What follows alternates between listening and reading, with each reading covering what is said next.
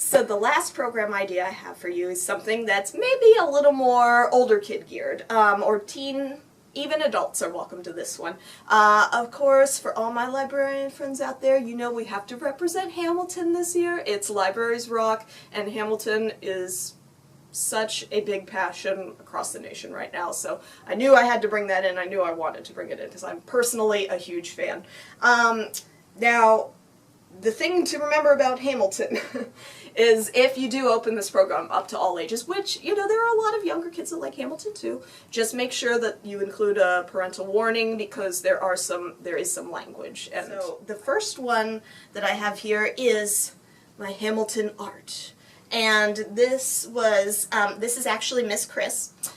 So I ended up taking a picture of her and then just loading it onto a computer and printing it out. So here's my base picture. I cut it out. I made sure to cut out a few negative spaces too, so that when I did trace it on my black paper using a white colored pencil, I could cut those out, and then it really looks like an old-fashioned silhouette that way. And then the star shape, you can literally just make a star template, scrapbooking paper, construction paper, whatever you want to do, have them choose the background that they'd like to use. I chose yellow to go with, you know, the logo, but and they can trace it out and cut it themselves, glue on their picture of themselves.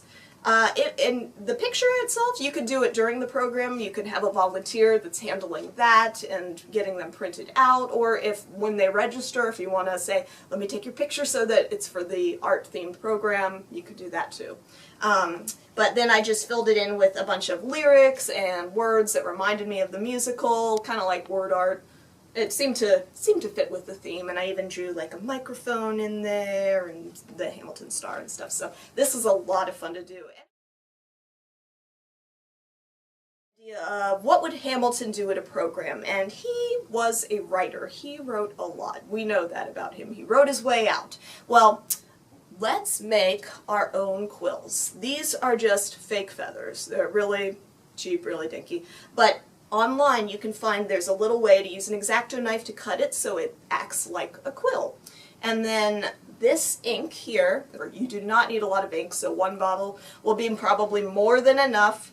And then, so what I did with this is I actually printed a base template. And so the base template has the city, the date, and the line, Dear Mr. and Mrs. President, as well as how we have to end all Hamilton correspondence. I have the honor to be your obedient servant, comma, blank space, and then Alexander Hamilton's signature, and then the rest is what they fill in.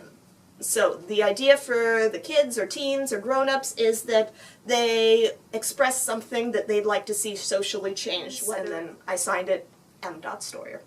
So that's my idea for Hamilton. You can even put the calligraphy letters up, and then people can, you know, try to copy and make it look very fancy because writing was an important part of life back then. And they do make calligraphy pens too, if you'd rather use this rather than the ink. It might be a little pricey though, that's why I went with the quill. And it did give me the feeling that I was Alexander Hamilton, so I hope you have fun with this.